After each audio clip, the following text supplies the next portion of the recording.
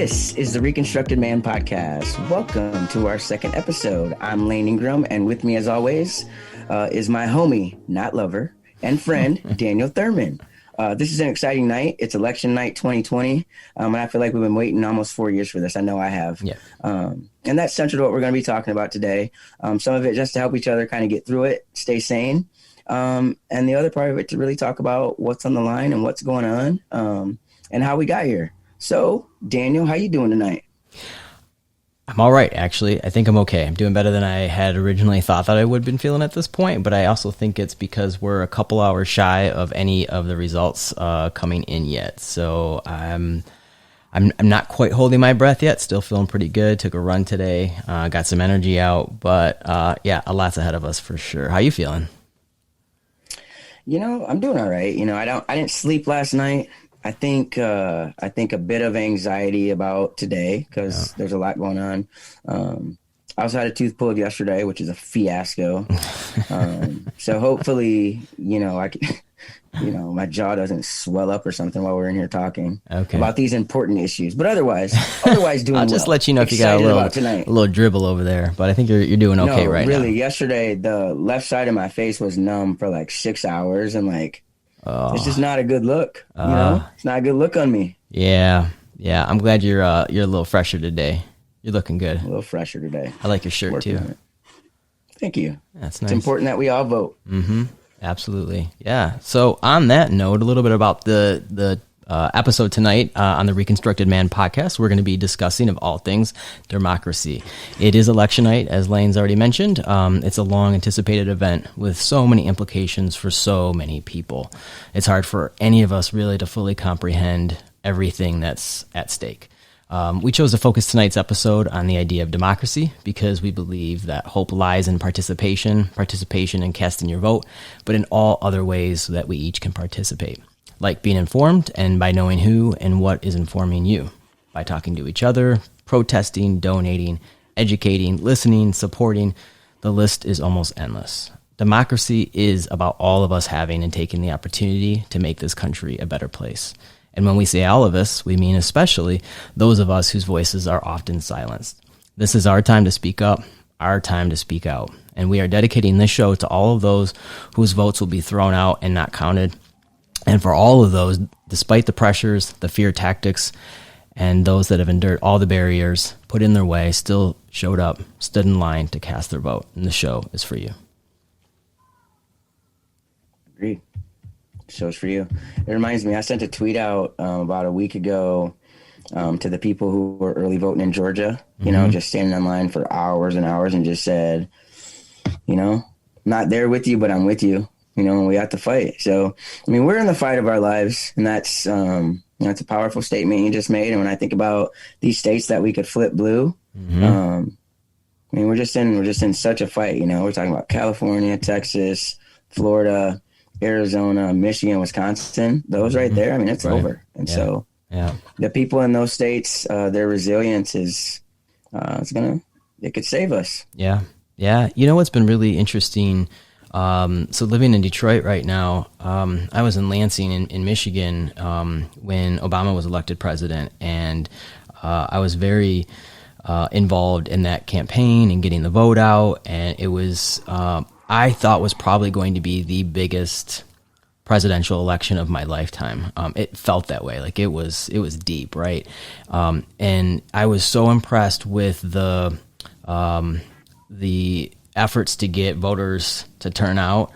I didn't think I'd really see anything like that. I thought it would kind of be the beginning of a lot more disenfranchised people voting. But there's something different that's happening this year. And I think even the people that didn't vote for Obama or voted for Obama and then didn't vote last election, the Get Out the Vote campaign is incredible in the city right now. So I'm hoping that it's being replicated across the country. And what I'm reading, it does look like that's a huge effort. I have been getting text messages about, and I hear my phone going off like crazy right now. And I think it's people just trying to reach out from all these different organizations, volunteers just trying to make sure that you know how to still cast your vote. You know where to go if something's happened and you didn't get to cast your vote, how you how you are able to get a report out about that, making sure people have rides to the polling places. It's just been incredible. And this has been going on for weeks. So I'm really excited to see what the votes actually look like, not only for the presidency, but for the Senate and for these local elections, because the campaign, I think, to get the vote out has been so strong. So I'm really excited to see how that looks. Well, I mean, they've had lots of great people out there, too. I mean, yeah, Michelle and Barack Obama, got Batman, Michael Keaton. And then to your point, they have all these great sites now, like When We All Vote, Vote to Save America, iwillvote.com. And the thing that I've liked about it is the stressing of making a plan, right? And I really like how they've targeted the youth vote. There's a really cool video that came out by Yellow Pain called My Vote Don't Count. And I mean, it really broke down to people what each branch of the government does, so people can understand, like, every 4 years, yes, we have a presidential election, but you need to vote. You need to understand all of these other offices. And then you have to come back 2 years later, right? Because these people really affect your neighborhoods. And so it's been, I agree. I mean, it's been incredible, but we're at a really, really, really critical place right now in our democracy, in our society, and how we interact with each other. Because, before Obama, I didn't really have to get too involved in politics. I mean, that's just the truth. I didn't. I was a little bit younger, but also it hadn't seeped into my life, right? And then when Obama came, it was like, oh my God, we're about to have a black president. And he was so wonderful, so smart, so charismatic. And there was going to be a change, right? And people were behind it. And that was awesome. But then I feel like I got an 8-year break from politics because, like, we were good. Right. Right. Everything's fine. Like, nobody hates. I mean, if you hate Obama, like, whatever, you did. People had issues. Some people didn't like some of his policies, blah, blah, blah. But, like, we weren't a laughing stock. We weren't an embarrassment. I wasn't worried that, like, a whole group of people were going to be killed or their insurance taken away. I mean, everything was fine, know, and so I just think, I think that everybody who's kind of got their head on straight, at least, has gotten to the point where it's like, we have to do something. And I think that's why these campaigns have looked like that. 100 million people voted early. It's incredible. I mean, that's incredible. And that's because, like, we know, right? So. Yeah. But unfortunately, I think there were a lot of people that weren't happy with an Obama presidency. And I don't even know if it was Obama presidency or if it was Obama the person. And that's, I think a lot more of where the issues stand. I mean, we're really seeing a nation that is completely, at least in appearance, divided. And it's really interesting, to see the COVID-19 response and how politicized that's become, like how political everything feels right now, this separation, this division. And it's really frustrating because I hear both sides talking about, this is a campaign, an election of good versus evil. And it's got me scratching my head of like, it's really hard to understand how we got here? Yeah, well, yeah. I think there's a lot of reasons for it. How we've stayed here? I mean, I guess you can't really say how we got here when you think about America's history, right? Like just what's bubbling under the surface all the time. And I guess in that respect, during Obama's 8 years, right? Like it gave people 8 years to be pissed about a black guy in the White House. I mean, we can call that what it is. Sure. I mean, there's some people who feel that way, and it just is that. There's some people who might, like we said, disagree with those policies, but like, there's issues in America and it's showing its ugly head. I mean, that's, and it's not a nation divided, honestly, because there's more of us than there are of them. Certainly. Right. They just are louder because they have somebody who is empowering their behavior.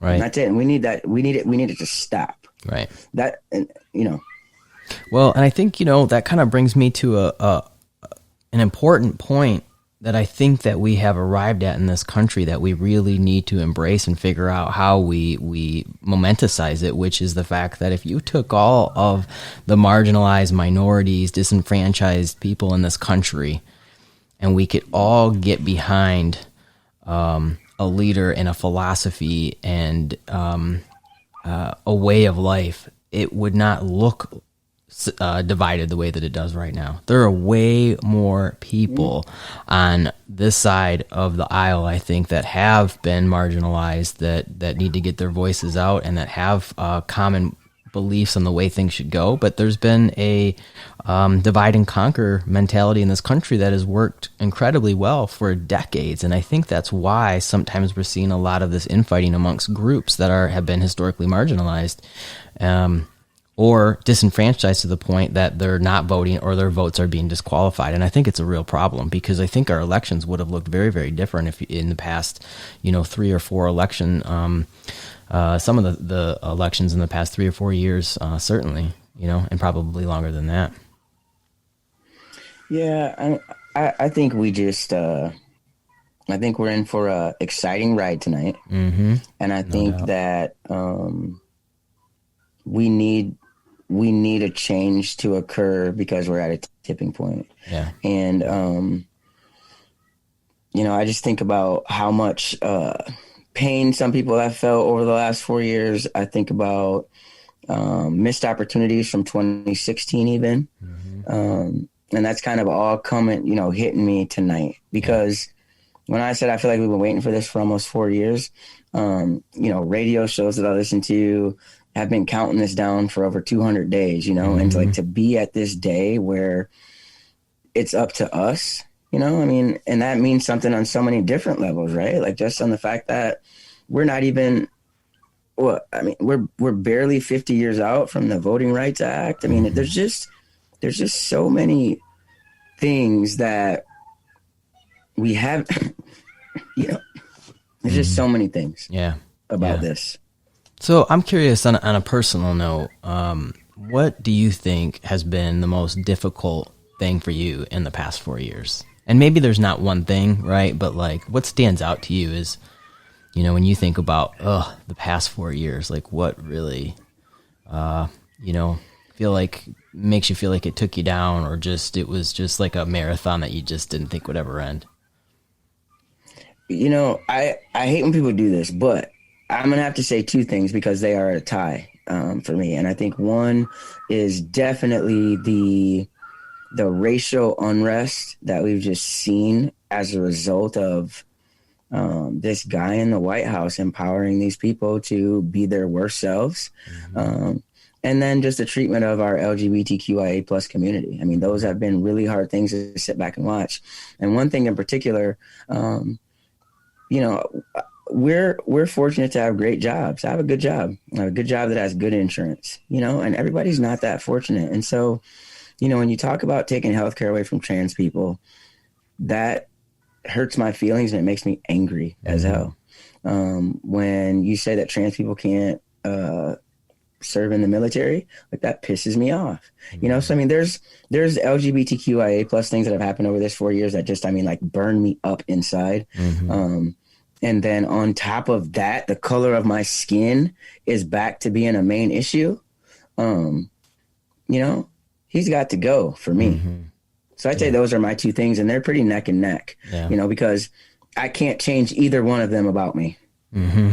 Yeah. So true. Right.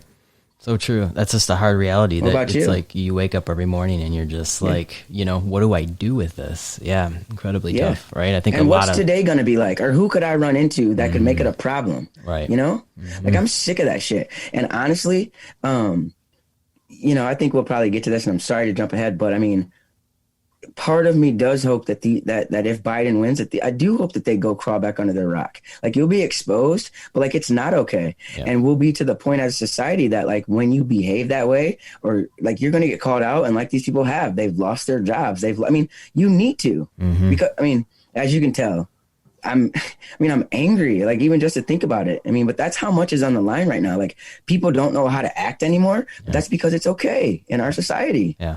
Absolutely. I couldn't agree more. I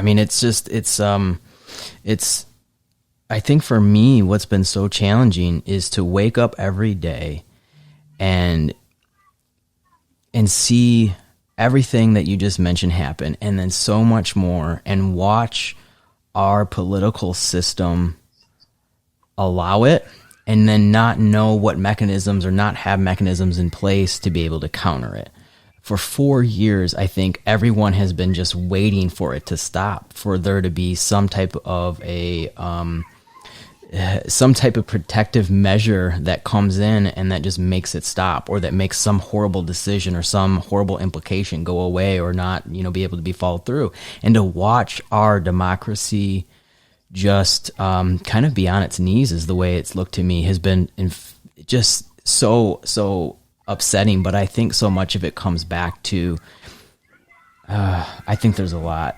I think part of it is who's been voting, whose votes haven't been counting, and where the dark money's going as far as who's supporting what candidates. There has been so many things in place, these mechanisms in place in this country for a long time, that I think that either we didn't know about or we've just allowed, and it's probably a combination of the two, that have allowed the people that have made these decisions stay in power. There is, it's not just a president. It's just not a lone man acting on his own. There has been a Senate and at some point before a House that has allowed him to do everything that he's done, and really used him in office to get what they've wanted, and against the betterment of people and disenfranchised people.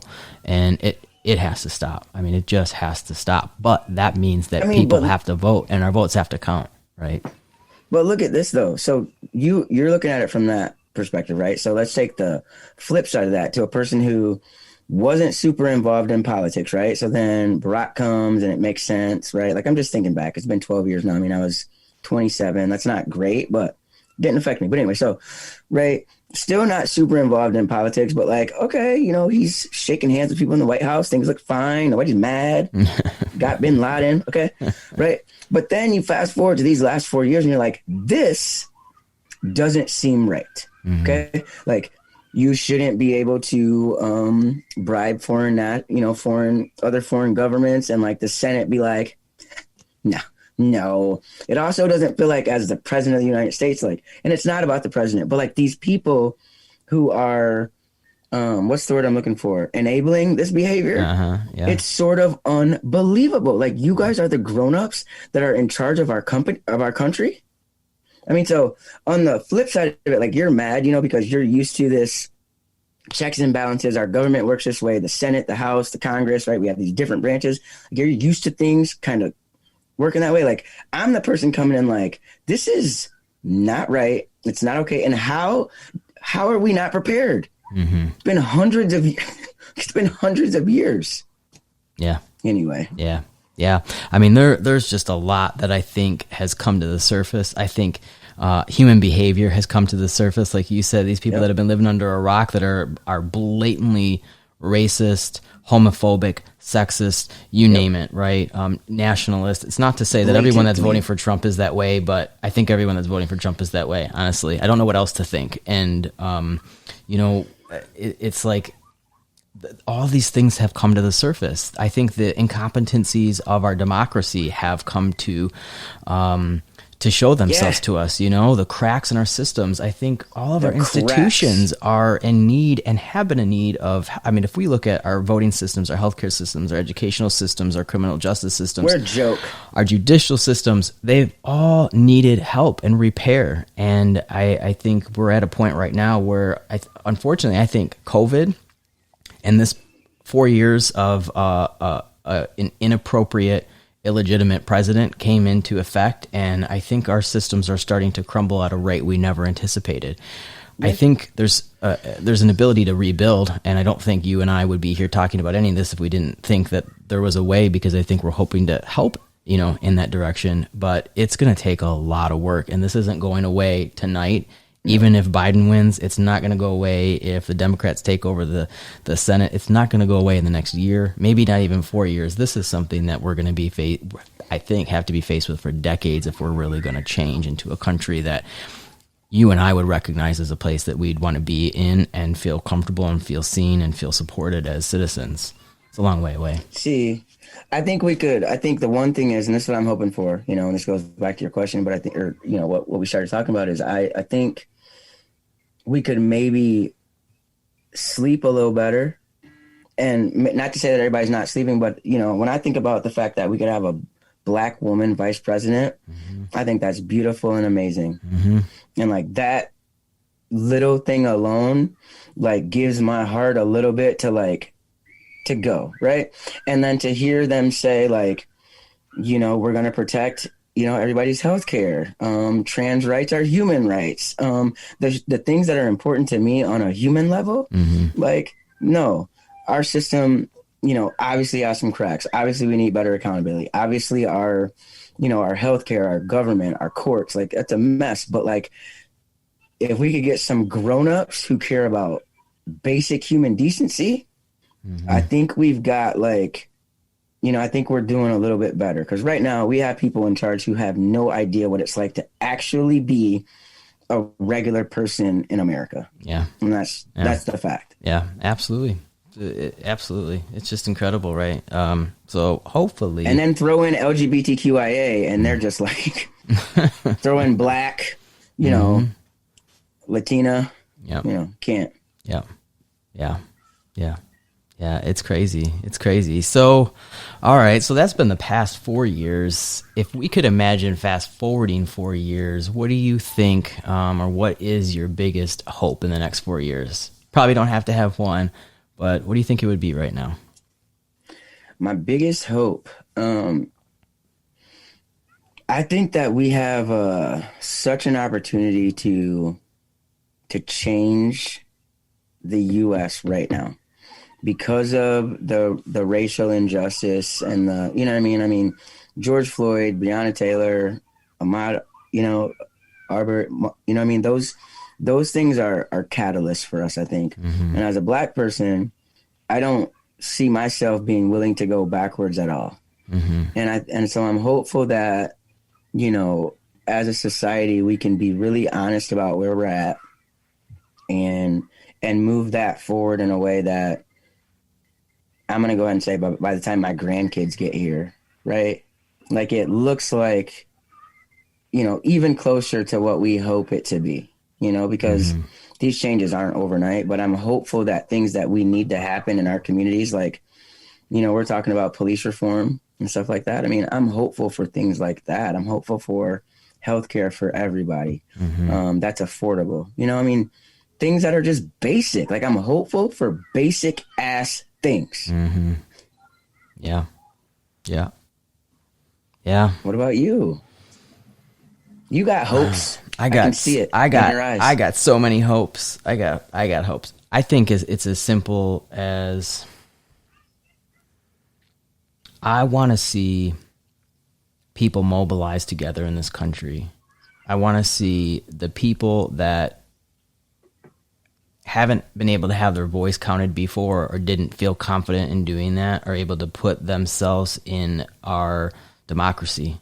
And I'm hoping they can see an outcome in it. I'm hoping that people that, because of the color of their skin, or because of their gender identity, or their sexuality, or their preference, or because of their income level, or their educational level, or because of where they were born, I hope to see all of these groups of people come together in a way that there can be some agreement and some support, and that we start to mobilize, and we start to mobilize the vote, and we start to mobilize each other's participation in our democracy. I hope that we can educate each other and empower each other and support each other. That's what I want to see. I want to see this voter turnout this year blow everyone's mind. I want to be able to see that happen, not only every 4 years, but every 2 years and every year. And I want people to be invested in local elections. And I want to see the politicians come into these areas that have been disenfranchised and start talking to them, right? I mean, this democracy for a long time in our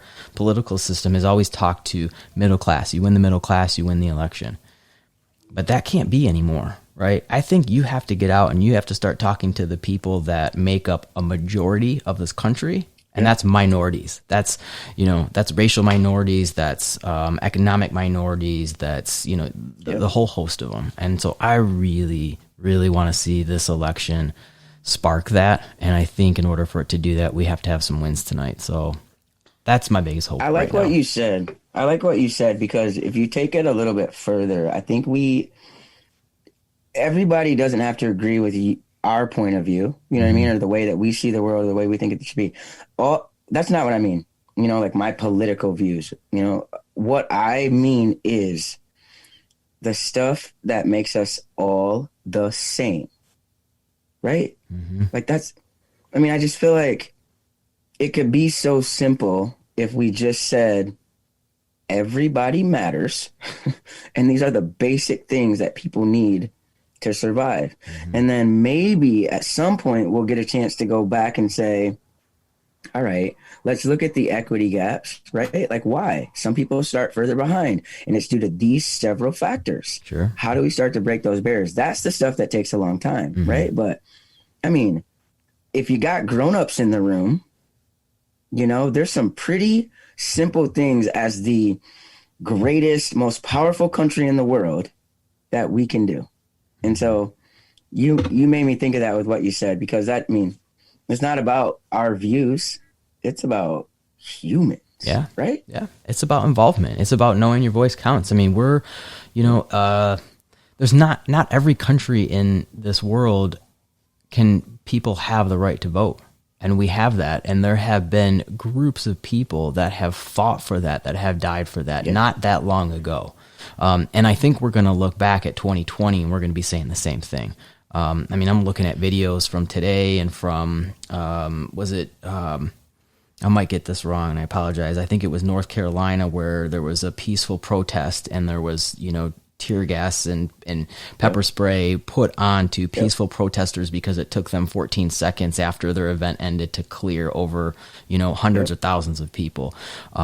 We're seeing this over and over and over again, and it's like, it's just, I keep seeing people say, so one of my favorite quotes I've seen is, if it wasn't so important, they wouldn't be trying so hard to stop you from doing it. Mm-hmm. See what I mean? Yeah. But then on the flip side of that is people have to ask themselves, why are they trying so hard to make it so difficult? Mm-hmm. Why are you making it so hard for us to vote? It is our right to vote. And what you said a minute ago about the people who, didn't vote in 2016, right? We have some numbers on that. In the 2016 election, 216,000 people aged 18 to 24 didn't vote. Mm-hmm. And what that means? I mean, you've got states that were decided by 20,000 votes or less. Yeah. Yeah. Our state was decided by 10,000 votes in Michigan, 10. Right? Yeah. Yes. Yeah. They said, okay, listen to this. This is why I think all of those, when we all vote Save America, iwillvote.com, Mm-hmm. We're pointing at the youth, because for 2020, 18 to 34-year-olds make up 40% of eligible voters. 40%. 18 to what? That's 18 to 34. Not me or you, bud. Not me or you. But 18 to 30. I mean, that's power, Daniel. Mm-hmm. Right. 40% of the people that can vote. Right. And that is social justice, right? When people know that their vote is going to be counted and it's going to make a difference, we have to get back to the point where we can say that as a country. We can't right now because we know that I believe it was between 2014 and 2018, 33 million votes were purged in elections. We know that there is voter suppression happening. We know that there are very systematic ways that organizations and our politicians have fought to have votes thrown out. There's gerrymandering. There's disenfranchisement due to being incarcerated. There's so many different ways that we are discounting and discrediting and throwing out people's votes, their choice for who is going to lead them. And I think we, as a country, we can't just say when we go door to door and say we need you to vote. We also have to say we're fighting for your vote to count. And I think right now I'm starting to see a lot of mobilization that wasn't necessarily there 4 years ago, 8 years ago, et cetera, right? We're back into the second civil rights movement of this country, or we're in that right now, and it's all hands on deck. If you're an immigrant and you're not able to vote, there are other ways to get involved. If you're 17 or younger and you can't vote yet, there's other ways to get involved. There's always ways to get involved and make a difference. So I would just encourage everyone that's listening tonight and watching us to figure out a way. Go to any of the websites that Layne's already mentioned. ACLU is a great one to get involved in the vote. A huge list of resources there, but just get involved. Get involved. So we polls are closing. So right now in Lansing, Michigan, it's 6:43 p.m. Right? We know that Florida, they close at 7. Michigan, they close at 8. But the rules are, if you're in line you get to stay in line. You know what I mean? So that could be going later. I mean, so to your point about voter suppression, we can't do it. We can't suppress ourselves, right? So let's talk about our people, right? So I saw LGBTQ voter turnout has increased, but 21% of LGBTQ adults are not registered to vote. And that was from mid-October 2020. 21% of us. Yeah. While they're taking away our healthcare and telling us that we can't serve in the military, and gay marriage is back on the line. They won't let us adopt in certain places like that. We come on, you know, Right. like we have to do that. I mean, like I told you, Daniel, we're fortunate to have, you know, to be able to make it right with insurance, with good jobs and stuff like that. And I will vote every time in every election for every office for people that don't have what I have. Yep. And if you don't have, you have the right to vote to get what you need to make it, you know? Right. 21% of us adults Yep. aren't registered. Yep. So Yep. we got to make voting the thing. We got to make it cool. Absolutely. Right. And I think, we have to make it cool and we have to inform people.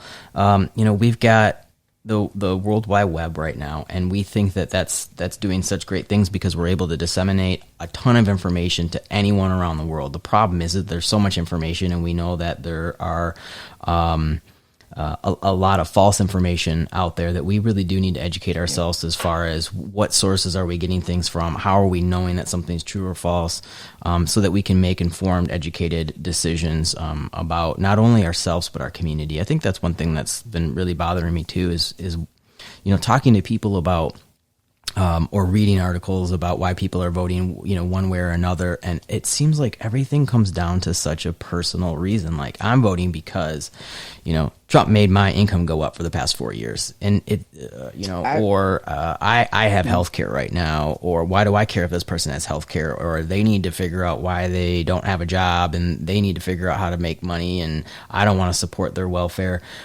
We're such a nucleus society, and we've forgotten about the people around us, our community, our neighbors, even our family. Does a nucleus society mean selfish and entitled? Is that what you mean? It's become that. It's totally become that, right? And I think we've got to, I want us to get away from that. I want us to be thinking about what is for the best interest of this country, you know? And sometimes it's the same thing. Oftentimes it's the same person or the same, you know, philosophy.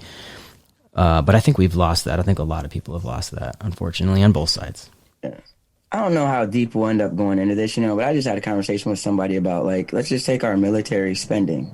And I don't profess to be an expert, but let's just say I'm just going to make this up. Let's say it's $10 billion, right? Okay. I think it's way more than that, but let's just say it's $10 billion.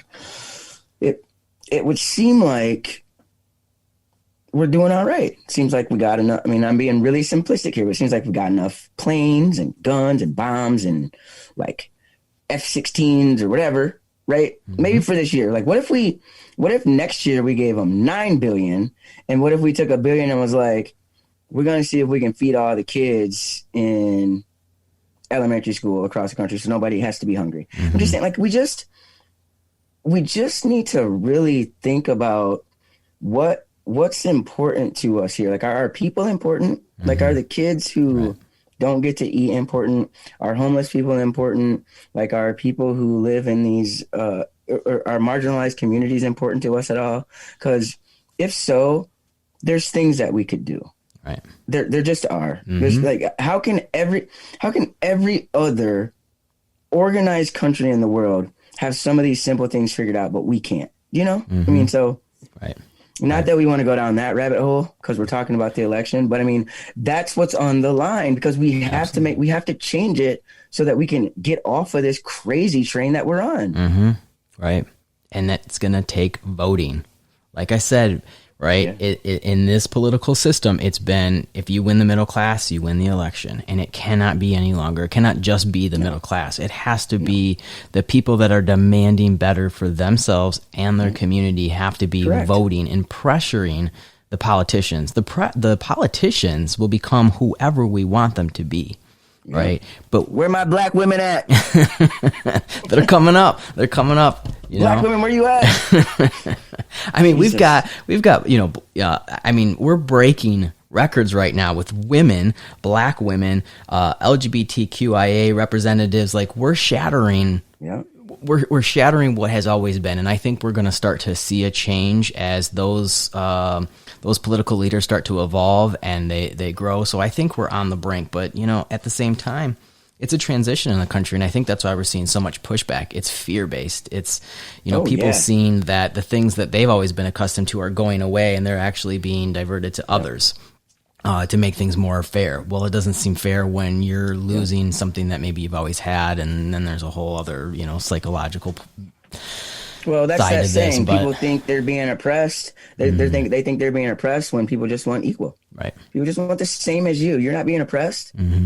Well, and the systems have always been built for a certain narrow focus of people. And, we're at a point right now where we're saying, those systems haven't been working that well. And they're like, really, to who? Well, to all of these people that are about to be the majority.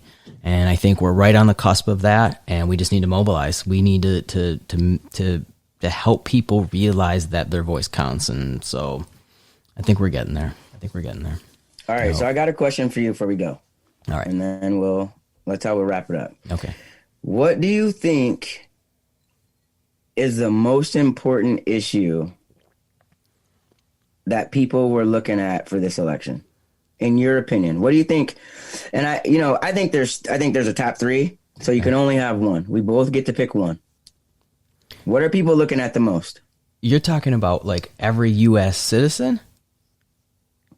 I mean, the collective us, as we look at this 2020 election, what's the thing that you're focused? If you had to center in on one thing that mattered the most, what do you think? I think that most people are probably, it's somehow connected to the economy, unfortunately. But I would say, I think it depends on what your priorities are and who you're probably going to be voting for. Because I think that there is,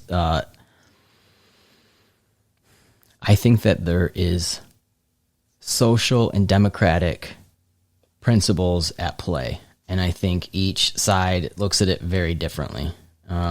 So I think there's that. But I think ultimately it comes down to that there's a lot of people that are racist, sexist, homophobic, that even if they don't realize it, they want to keep things the way that they've been, and they're fearful that they're going away. So they can come up with whatever reason that they want, but I think that that's at the heart of it. I think on another side, I think that there is the decency of who we are as a country, as a democracy, and what we're showing the rest of the world and what we're showing our neighbors. And I think, to me, we have all these issues on the table, and they're all really important. But I think philosophically, that is the type of election that we're in right now. This comes down to what type of human are we?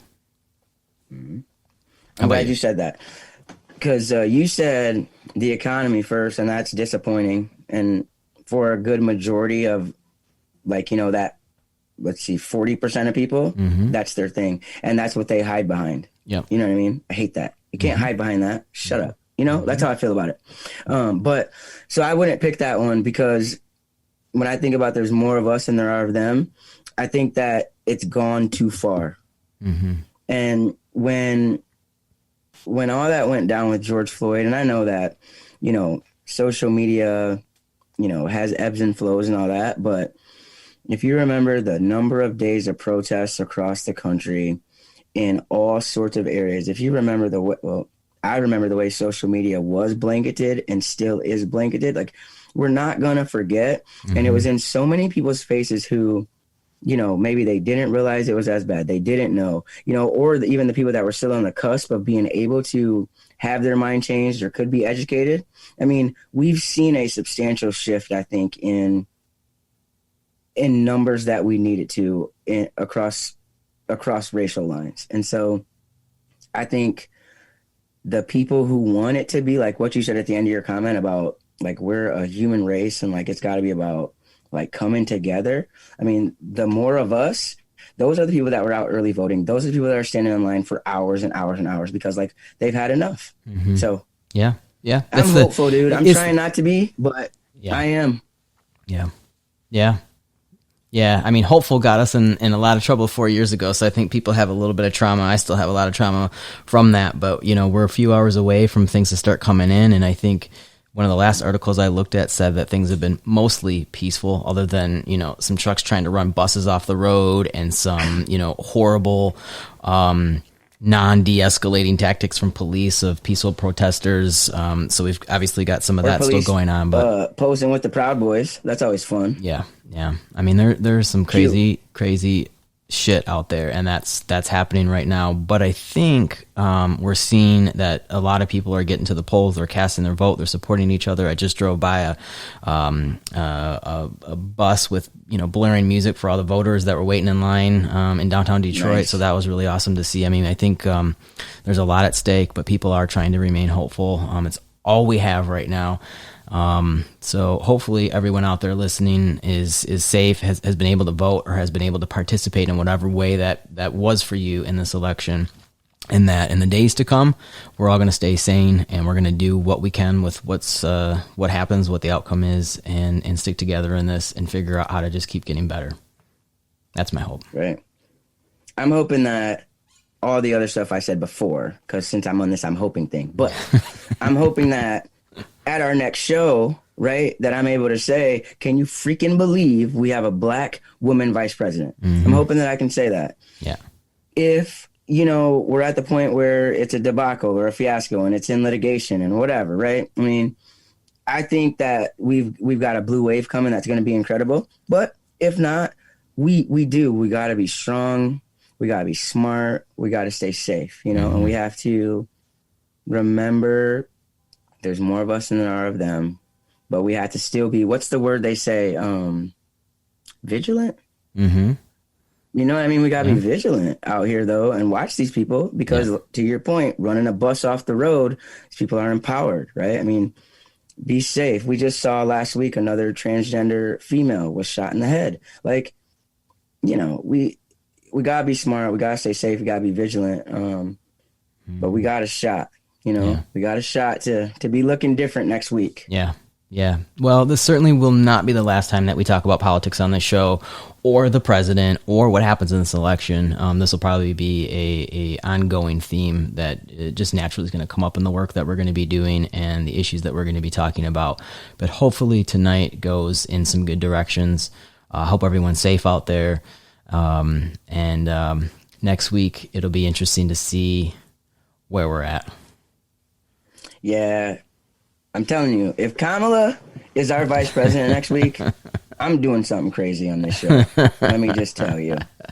Okay. All right. I can't wait. Ready. I can't wait. You better start planning tonight, because I'm absolutely hopeful. We're gonna do it. Yeah. And the things that we get to look forward to, right? Let's get gay marriage. Let's get let's get our insurance back together. Let's do all these things and move it forward while we can. But anyway. Yeah. This is a good show, Daniel. I love talking to you. Have fun. Yeah. Back at you, Layne. This is good. I'm glad I had this. This was very therapeutic for me. I'm going to go and have a glass of wine right now, and I'm going to chill out, and I'm going to maybe meditate for a little bit and make sure that my energy stays good and healthy. So I wish that back to all of you and to you, Layne, and we'll be talking next week. Yeah. Everybody stay safe. Be well. Take care of yourselves. Take care of your family members. See you next week. All right. Peace.